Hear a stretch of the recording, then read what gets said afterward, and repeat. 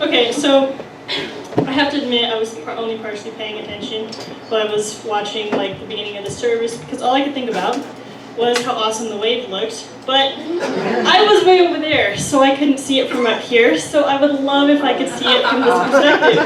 So, can we start it over here and have it go around the room? Okay, ready? Go! Awesome, thank you guys. It definitely looks a lot better from right here, just so you guys know. Okay, so I have a question for you guys. Do you guys like questions? Yes? Okay, very cool. You have an answer, that's really good. I like answers, like questions too. Have you guys ever felt rejected? If so, can you raise your hand? Yes? Okay, looks like most of you, if not all of you, have. Well, that's cool because the very first thing I have to tell you is you're not alone. Definitely not alone, which is a good thing. That is my topic for today, is rejection. When I was asked to speak for Youth Sunday, it was about 2 weeks ago or so, I was told that they didn't have a speaker for Youth Sunday, and I just kind of sat there and pretended like I didn't exist for a little while, hoping that, if you sit there and you put your head down low and act all quiet, they're just going to overlook you, and, the whole classroom thing. Oh, no, I don't know the answer, I'm just going to sit here. And then who does the teacher call on? You, of course, because you're the only one that doesn't know the answer. Well, Erin let me know, only a few seconds after, that she felt like I was supposed to speak for Youth Sunday. And ironically enough, God had kind of tapped me on the shoulder around the exact same time and was like, "Hey, Angelica, I want you to speak for Youth Sunday." And I'm like, "Great, of course you do. Thanks." And I spent the past 2 weeks fighting God tooth and nail on being here today. I probably gave him every excuse in the book for not showing up. This morning it was because I was too tired. Last night it was because I was petrified. I had all of these reasons. And I asked God over and over and over again, I'm like, "Sure you haven't changed your mind?" I'm sure there's somebody else who can speak. And he was like, "Yeah, there's plenty of people who can speak, but I want you." And I'm like, "Cool." But everybody, experienced rejection in their own way, in a lot of different ways. And for me, I've always kind of struggled with rejection and just feeling rejected by everybody in a lot of different ways, whether it's friendships or relationships or even really by family members. And just a recent struggle of mine is just feeling rejected by just even members in just my immediate family. Because I notice I tend to kind of look at a situation, and when I get really emotional, I talk about it way too much. And so instead of going to God immediately about it, I kind of just share to everybody I'm around. And then sometimes when that's not always so well received, I get really hurt by it, and I'm like, okay, well then obviously whatever I'm talking about isn't important.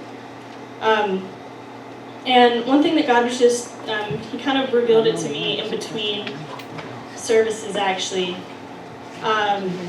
is that for me, a lot of times my root of rejection was started back really kind of at an early age, because I'm adopted, so I know some of you may know that, others may not. And I really felt like my biological dad, who actually is in the position of my uncle right now, I really felt like he just kind of had the opportunity to choose me, but chose somebody else and kind of left me hanging. Even though I have an amazing, beautiful family now to support me, it's always just kind of been there in the back of my head. He could have chose me, but he didn't. And it's always really hurt. But when I was just kind of, talking to God about, showing up here for Youth Sunday and kind of what he wanted me to discuss, one of the first things he showed me was that he was rejected.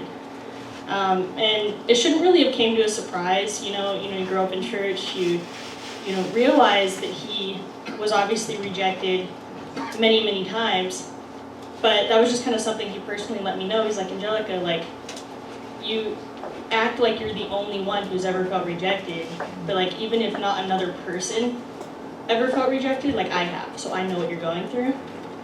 And it was interesting to me. Some of the verses that he showed me was John 15:18. It says, if the world hates you, know that it has hated me before it hated you. In Isaiah 53:3, it says, he was despised and rejected by mankind, a man of suffering and familiar with pain. Like one from whom people hide their faces, he was despised, and we held him in low esteem. The next thing he let me know was that I'm accepted, which was kind of funny because when he told me that, I love to argue. Teenagers like arguing. And with God, a lot of times it feels no different. So as he started letting me know, hey Angelica, you're accepted, I would compare it to my circumstances. I'd be like, no, I'm not accepted because this happened. Didn't you see this? You're supposed to be all-knowing. How do you not see that my circumstances don't compare to what you're telling me? And he just started to kind of just let me know that, like, even though sometimes my circumstances don't match how I'm feeling, or my circumstances make me feel a certain way, and that maybe is different from the truth that he has for me, I don't always need to feel his truth to know that it's still truth. And one thing that I found was the definition of faith, and that's complete trust or confidence in someone or something you can't see. And so it really made me wonder, like, do we really trust that we've been completely, absolutely accepted by God? Because I think we try to sometimes compare him to a human, and we look at all these people who have rejected us, and we're like, okay, well, if this person rejected us, then how can you accept me? But I think that comes to just stepping out in faith and realizing that God isn't human. And that's something that he's really been impressing on me recently, is I've been like challenging him, and he's like, Angelica, am I human? Mm-hmm. And you're like, no, no, at least I hope not. But some scriptures that I found that really just kind of affirm our acceptance in Christ is Lamentations 3:31-33. For the Lord will not cast off forever, but though he cause grief, he will have compassion according to the abundance of his steadfast love, for he does not willingly afflict or grieve the children of men. And Isaiah 41:9 says, you whom I took from the ends of the earth and called from its farthest corners, saying to you, you are my servant, I have chosen you and not cast you off. So there's kind of a lot of different ways that I've kind of seen people deal with rejection, and different ways that I know I've dealt with it or tried to deal with it myself. Usually the way that I deal with rejection is I kind of fight and attack, and I kind of push people away, because it's kind of like a mindset that goes, okay, if you're going to reject me, which you inevitably will at some point because other people have, then I'm going to make you reject me now when I don't care about you, so then it won't hurt me more later. And it's kind of a hard thing to get people to understand, because usually people just see that anger and that bitterness, and they're like, well, I'm not going to talk to her because she obviously has a problem with me. It's like, it's not that I have a problem with them, it's that I'm afraid I'll care too much. And God started to show me that just that's not the correct way that he wanted me to deal with it. And another thing that he asked me to mention in the middle of, between the two services, is something that comes with rejection, is comparing yourself to other people. So, just for the heck of getting you guys involved, how many of you have ever compared yourself to other people? Yeah, okay, glad I'm not alone. It's not fun to compare yourself to others, because when you look at somebody else and you look at all their positives and you feel really negative about yourself and you form those comparisons, you just essentially decide that you're worthless and they're amazing. And when you put them on a pedestal at some point, you don't even realize it, but you put them before God and going, well, I'm comparing myself to this person, and even though you don't really want to admit that you're putting them before God, you essentially are, by saying, I don't think that I'm worth it for this person, and I think this person's better than me. So then you're kind of just saying, well, God's opinion doesn't matter about me. And I think it's a really hard thing to kind of step away from comparing yourself to people, And one thing that I've noticed that's helped me recently is when I want to compare myself to somebody else, just go and find Bible verses about what God has to say about me. And I would encourage you to do that as well, is ask God personally, what do you think about me?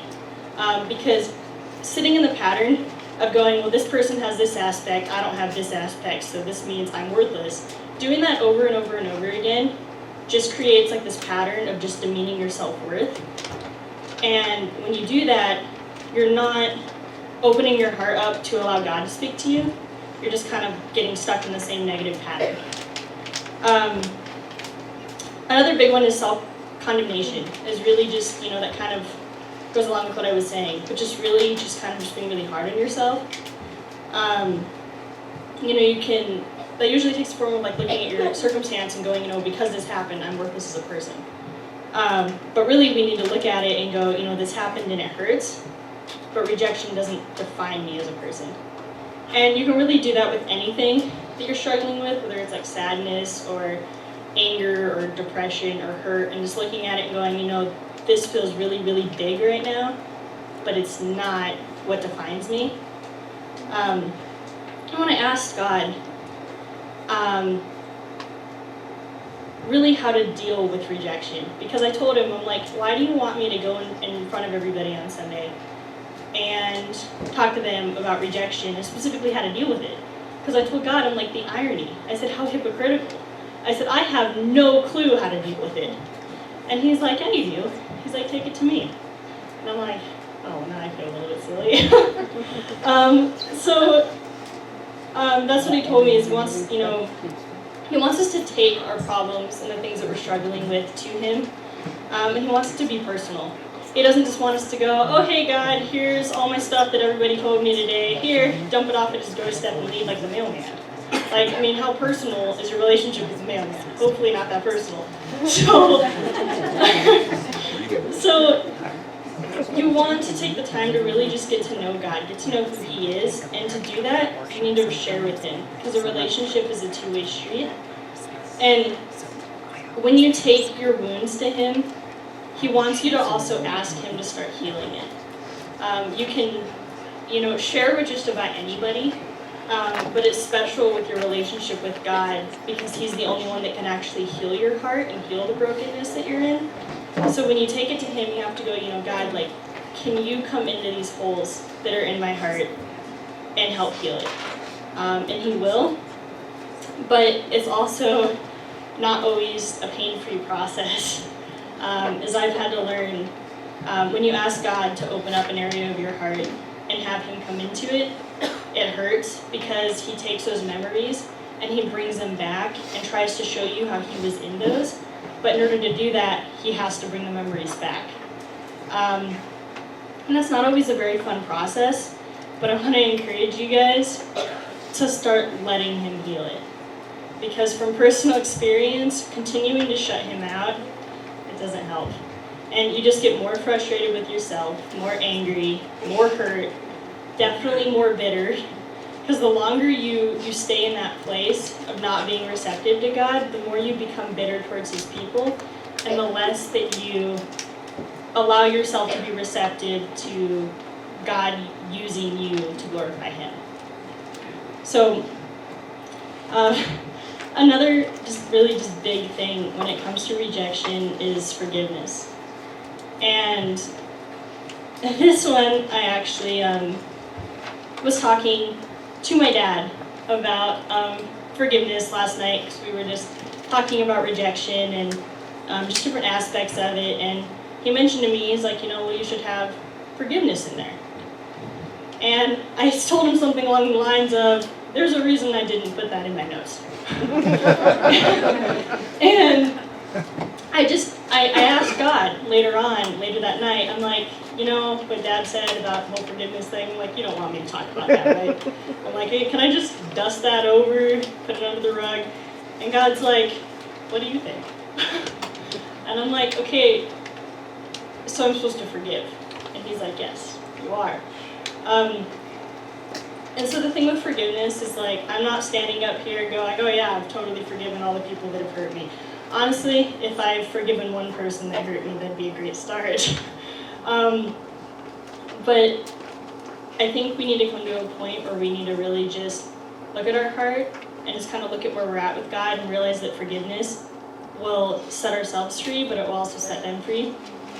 And one thing that Dad has always said about forgiveness is saying it was wrong and it hurt, but I release you. And I oftentimes joke with him and tell him, yeah, I get to the point it was wrong and it hurt, and I just kind of cut the rest of it off. I release you, oh yeah, that's not important. But really it is. It's really important to actually get to a point where you go, that hurt and it was wrong. And it's not saying that it's okay, but I release you because I trust that my God is bigger than what you said or did to me. So when I was asking God, what is it that he wants me to share to you guys? I asked him this last night, and he told me that he wants me to let you guys all know that he loves you, and he wants you to bring to him the times that you felt rejected by him or by other people, and that he's there for you with open arms, and that he'll never, ever reject you. So this time I want to invite the ministry team and the worship team to the front, and then I'm going to go ahead and I'm going to pray for you guys. So dear God, I just come to you today and just thank you so much just for Youth Sunday, and just for the blessing of just having all the youth just come and just minister to all these people, God, and I thank you for everybody who came. And God, I just pray that if any of them just came in just with sadness or anger, or just feeling rejected or hurt by anybody, God, that you just allow them to just lay that here, God, and just lay it at your feet and just release it to you. God, I just pray that you just touch every single one of them and just be with them and encourage them. And God, I just thank you so much just for this amazing opportunity. In your name I pray. Amen. And I personally think we